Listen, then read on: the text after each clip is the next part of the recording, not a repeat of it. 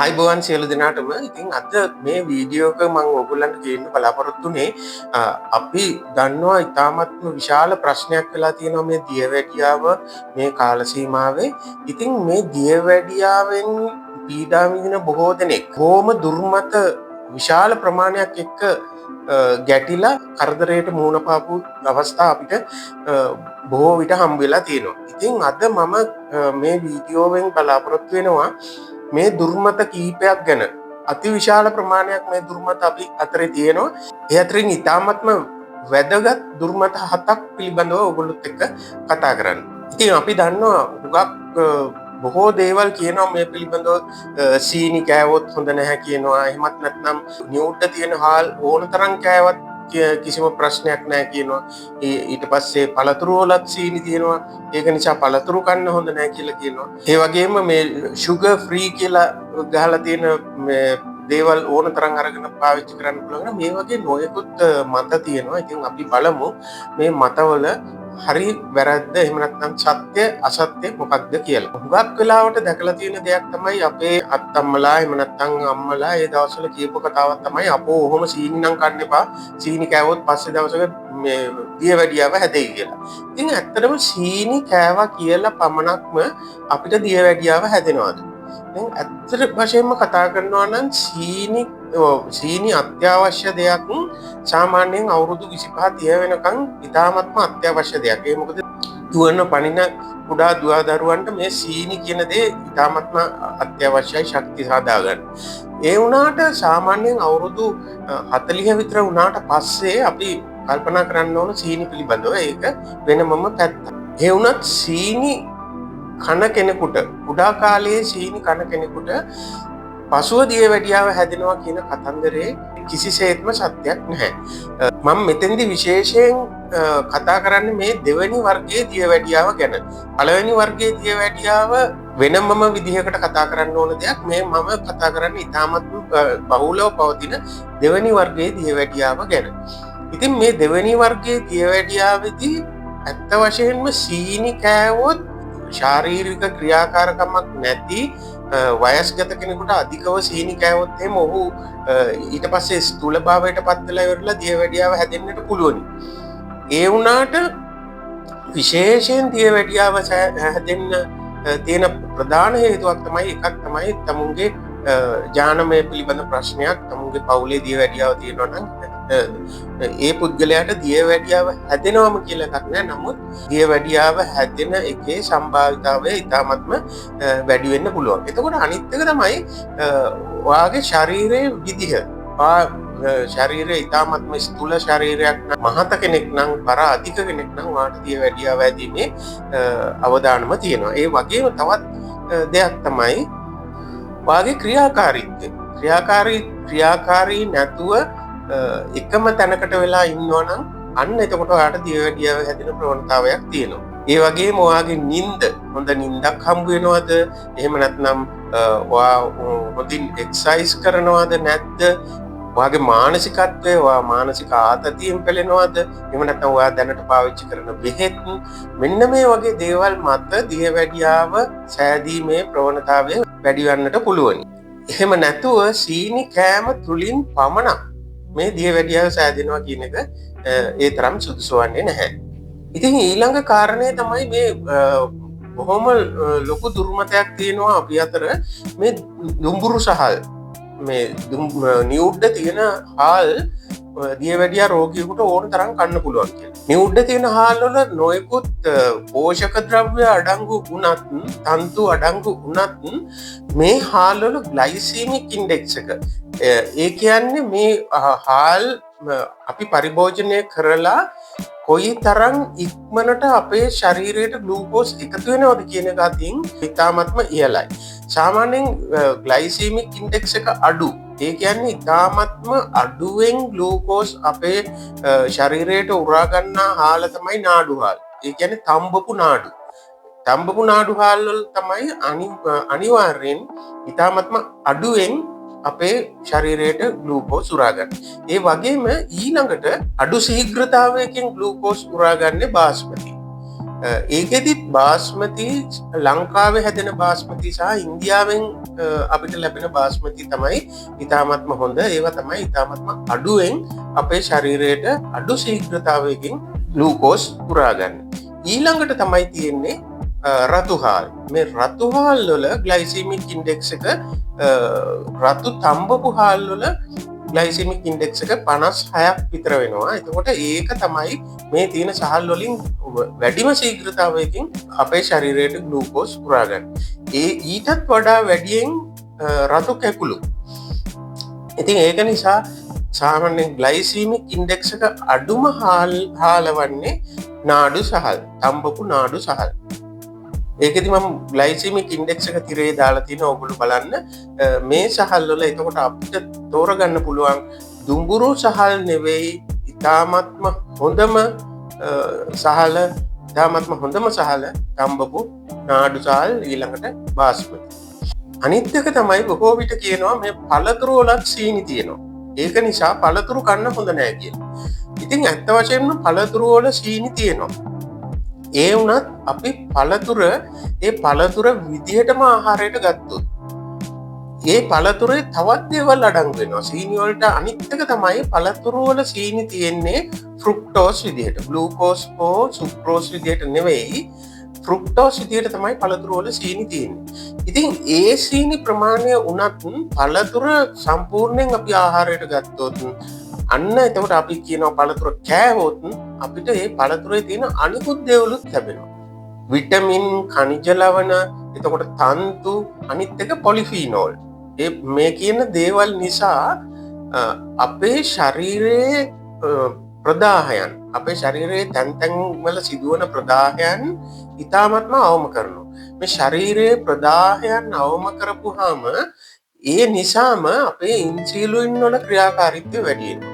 Insulin වල ක්‍රියාකාරීත්වය වැඩි වෙනකොට අනිවාර්යෙන් අපේ සීනි පහළ බහිනවා. ඉතින් ඒක නිසා පළතුරක් විදිහට කෑමට ගැනීමේ කිසිම ගැටලුවක් නැහැ. නමුත් පළතුරක් ජූස් එකක් හදලා එහෙමත් නැත්නම් බීමක් හදලා අපි ගත්තොත් අන්න එතකොට ඒකේ තියෙන තන්තු විනාශ වෙලා යනවා, නොයෙකුත් අනිකුත් දේවල් විනාශ වෙලා යනවා. අන්න එතකොට මේකේ සීනි උරා ගැනීම ඉතාමත් අධිකයි. එය සාමාන්‍යයෙන් දියවැඩියාවට සුදුසු වන්නේ නැහැ.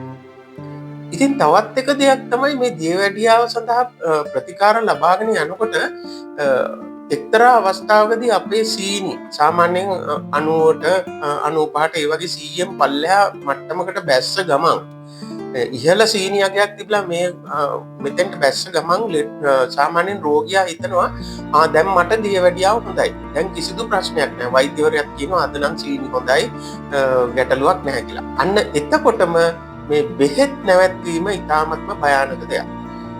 මේක ඇත්ත වශයෙන්ම අපි කාලයක් දෙන්න ඕනේ අපේ ශරීරය ඇතුළත තියෙන මේ සීනි පාලන යාන්ත්‍රණය ක්‍රමවත් වන්න. ඉතින් ඒකට අපි අනිවාර්යෙන් බෙහෙත් ලබාගත යුතුම වෙනවා. සීනි සාමාන්‍යයෙන් 100ට පහළ බෑපු ගමන් බෙහෙත් නැවැත්තුවොත් අපේ ශරීරයේ ඇතුළත යාන්ත්‍රණය හරියට හැදිලා නැහැ. අන්න එතකොට තව ටික කාලයක් යනකොට අර තිබුණට වැඩිය සීනි වැඩි වෙන්නට පුළුවන්. ඉතින් ඒක නිසා සීනි 100න් පහළ බැස්ස පළියට කිසිම දවසක එකවර බෙහෙත් නවත්තන්න එපා. ඒක වැරදි මතයක්. බෙහෙත් නවත්තන්න පුළුවන් කියන එක වැරදි මතයක්. ඒක අනිවාර්යෙන් කළ යුත්තේ වෛද්‍යවරයෙක් විසින් තමයි මේ තීරණය ගත යුත්තේ. එතෙන්දී වෛද්‍යවරයා විසින් නිරාහාර සීනි මට්ටම මාස 3ක HbA1c එක, ඒ වගේම කෑමෙන් පසු පැය දෙකකට පස්සේ කොහොමද සීනි හැසිරෙන්නේ කියන එක ගැන මේ වගේ නොයෙකුත් පරීක්ෂණවල ප්‍රතිඵල අරගෙන ලෙඩාගේ සෞඛ්‍ය තත්ත්වයත් එක්ක සංසන්දනය කරලා ලෙඩාගේ ශරීරය ඇතුළත යාන්ත්‍රණය හැදිලා තියෙනවා කියන එක තීරණය කරොත් තමයි ඒත් බෙහෙත් නවත්තන්න බෑ. බෙහෙත් එමිහිට අඩු කරලා ඒ අඩු කරන ගමන් සීනි හැසිරෙන්නේ කොහොමද කියන එක බලලා තමයි අපිට එමිහිට මේ බෙහෙත් නැවැත්වීමේ හැකියාව තියෙන්නේ. ඉතින් තවත් එක දුර්මතයක් තමයි මේ බොහෝ දෙනෙක් කියන දේ තමයි හපෝ මේ දියවැඩියාවට බෙහෙත් එක දිගටම ගන්න හොඳ නෑ. පිටින් පිට බෙහෙත් ටිකක් ගත්තොත් කමක් නෑ. එක දිගට බෙහෙත් ගන්න හොඳ නෑ. එතකොට වකුගඩු නරක් වෙනවා. අනිත් එක මේ බෙහෙත් වලට හුරු වෙනවා. කවදාවත් බෙහෙත් නවත්ත ගන්න හම් වෙන්නේ නෑ. ජීවිත කාලෙම බෙහෙත් බොන්න වෙනවා. මෙන්න මේ වගේ ඉතාමත්ම භයානක දුර්මත තියෙනවා අපි ළඟ. අන්න එතකොට මේවා අහලා හුඟ දෙනෙක් දවස් 2-3කට සැරයක් දියවැඩියාව පෙත්තක් දිනනවා. මේ වගේ හරිම අක්‍රමවත්ව බෙහෙත් බොන තත්ත්වයක් තියෙනවා. ඉතින් මේක ඉතාමත්ම වැරදි දුර්මතයක්. කවදාවත් අපි දියවැඩියාව නිසා බොන බෙහෙත්වල අතුරු ආබාධ නිසා වකුගඩු එහෙම විනාශ වෙන්නේ නැහැ. මෙතෙන්දි හොඳට මතක තබා ගත යුතු දෙයක් තමයි ක්‍රමවත්ව බෙහෙත් බොන. ඉතාමත්ම ක්‍රමවත්ම වෛද්‍ය උපදෙස් මත බෙහෙත් බොන අයගේ වකුගඩු වලට කිසිදු හානියක් සිද්ධ වෙන්නේ නැහැ. ඉතා අක්‍රමවත්ව Tamanට ඕන විදිහට බෙහෙත් බොන්න කියොත් Tamanට ඕන විදිහට බෙහෙත් මාත්‍රාව වෙනස් කරන්න කියොත් නම් යම් හානියක් සිද්ධ වෙන්න පුළුවන්. ඉතින් ඒක නිසා කෙසේ වෙතත් බෙහෙත් බොනකොට සිද්ධ වෙන හානිය සාමාන්‍යයෙන් මේ අත්ලේ ප්‍රමාණය නම් අපි බෙහෙත් වලින් අතුරු ආබාධයක් නැහැ කියලා අපිට බිඳුවයි කියලා කියන්න බෑ. බෙහෙත් වලින් ලැබෙන අතුරු ආබාධය මේ අල්ල තරන්න. මේ අපේ දියවැඩියාව නිසා අපේ වකුගඩු වලට සහ ලේ නහර වලට ස්නායු වලට සිද්ධ වෙන හානිය මං හිතන්නේ අපි මේ ඉන්න කාමරේ තරම්. බෙහෙත් නිසා වෙන හානිය අල්ල තරම් නම් දියවැඩියාව නිසා සිදුවන හානිය මේ විශාල කාමරයක් තරම්. ඉතින් අන්න එතකොට ඔයගොල්ලන්ට තීරුම් ගන්න පුළුවන් අපි බෙහෙත්ද තෝරගන්න. එහෙම නැතිනම් මේ දියවැඩියාව තෝරගෙන අපි දියවැඩියාවෙන් සිද්ධ වෙන හානිය බාර ගන්නවාද බෙහෙත් වලින් සිදුවන සුළු හානිය බාර ගන්නවා කියන එක. ඉතින් ඒක නිසා මේක ඉතාමත්ම වැදගත් දෙයක්. මේක ගැන හොඳ අවබෝධයක් ලබා ගැනීම ඉතාමත්ම වැදගත්. ඉතින් අවසාන වශයෙන් මම කියන්න කැමති මෙතෙන්දි හුඟ දෙනෙක් කියන දෙයක් තමයි මේ දියවැඩියාව හැදුනොත් නම් අපෝ ඉවරයි. ආයෙ ගන්න දෙයක් නැහැ. ජීවිත කාලෙටම මේකෙන් දුක් විඳින්නවා. දියවැඩියාව හැදිච්ච කෙනෙකුට ආයෙ කිසිම ගැලවීමක් නැහැ. මේක නිට්ටාවට සුව කරන්නත් බෑ කියලා. මොකද්ද මේ නිට්ටාවට සුව කරනවා කියලා කියන්නේ? දැන් පුද්ගලයෙක් ජීවත් වෙනවා නම් අවුරුදු 80ක්. ඒ පුද්ගලයා ඒ අවුරුදු 80 ඇතුළත දියවැඩියාව ආවේ නැත්තම් අන්න ඒ පුද්ගලයාට නිට්ටාවට ඒක සුව වෙලා. එතකොට අපි කොහොමද ඒකට වග බලා ගන්නේ? දියවැඩියාව හැදුණු පුද්ගලයෙක් ඊට පස්සේ නියමාකාරයෙන් බෙහෙත් බොනවනම් ඔහු අර මං කියපු විදිහට කෑම පාලනය කරන්න පුළුවන් නම්, සීනි පාලනය කරන්න පුළුවන් නම්, ඔහුට ව්‍යායාම නියමාකාරයෙන් කරගන්න පුළුවන් නම්, ඔහුගේ මානසිකත්වය නියමාකාරයෙන් පවත්වාගෙන යන්න පුළුවන් නම්, ඉතින් මේ වගේ මේ දියවැඩියාව අපිට සෑදෙන්න බලපාන මේ කරුණු අපෙන් ඉවත් කරගන්න පුළුවන් නම් ඒ පුද්ගලයාට ඒ අවුරුදු 80 ජීවත් වෙනකන් නැවත දියවැඩියාවක් එන්නේ නැහැ. අන්න එතකොට කියනවා අපි ඒ පුද්ගලයාට නිට්ටාවට සුව වෙලා කියලා. ආයි කවදාවත් එයාගේ ජීවිත කාලය ඇතුළත දියවැඩියාව හැදෙන්නේ නැහැ. ඉතින් අන්න මෙතන මේක ගැන නොයෙකුත් විවිධ මත තියෙනවා. මේක නිට්ටාවට සුව කරන්න බෑ. ඒ වුණාට මේ පුද්ගලයාට තමන්ගේ ජීවිත කාලයේ ජීවත් වන තුරුම දියවැඩියාවෙන් නැතුව ඉන්න පුළුවන්. එහෙම කිසිම ගැටලුවක් නැහැ. ඉතින් ඒකට තමයි අපි කියන්නේ ඉතාමත්ම ක්‍රමවත්ව බෙහෙත් ගන්න, වෛද්‍ය උපදෙස් හැම වෙලාවෙම පතලා බෙහෙත් ගන්න, තමන්ගේ නියමාකාරයට රුධිර පරීක්ෂණ ටික කරගන්න. ඒ සමගම මං අර කලින් කිව්ව ව්‍යායාම කිරීම, තමුන්ගේ මානසිකත්වය හොඳින් තියා ගැනීම වැනි ඒ වගේ සාධක අපිට දියවැඩියාව පාලනය කරන්න අවශ්‍ය සාධක ටික හරියට අපි කරා නම් අපිට ජීවිත කාලය තුලම නිට්ටාවටම මේ රෝගයෙන් සුව වෙන්න පුළුවන්. කිසිදු ගැටලුවක් නැතුව අපිට ජීවත් වෙන්න පුළුවන්. බොහෝ විට දියවැඩියාව සෑහෙන කාලයක් පැවතිච්ච පුද්ගලයෙක් නියම ආකාරයට මේක පාලනය කරලා කේවල සීනි තත්ත්වය පාලනය කරාට පස්සේ යම් දවසකදී සාමාන්‍යයෙන් සීනි ටිකක් ලබා ගැනීම පවා කරන්න පුළුවන්. ඒ මොකද ඔහුගේ මේ දියවැඩියාව සෑදෙන්න තිබිච්ච යාන්ත්‍රණය හොඳින් සැකසීලා තියෙනවා. අන්න එතකොට ඊට පස්සේ ඔහුට කිසිදු ගැටලුවක් නැතුව සාමාන්‍ය ජීවිතයක් ගත කරන්නට හැකියාව තියෙනවා.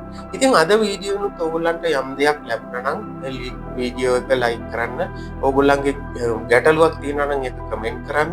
ඒ වගේම තවත් කෙනෙකුට මේක වැදගත් කියලා හිතෙනවා නම් ෂෙයා කරන්න. තවත් මේ වගේම වීඩියෝවක් කරගෙන ඔයගොල්ලෝ හමුවට පැමිණෙන්න තුරු මම මේ වීඩියෝ එක සමු කරනවා. ආයිබෝවන්.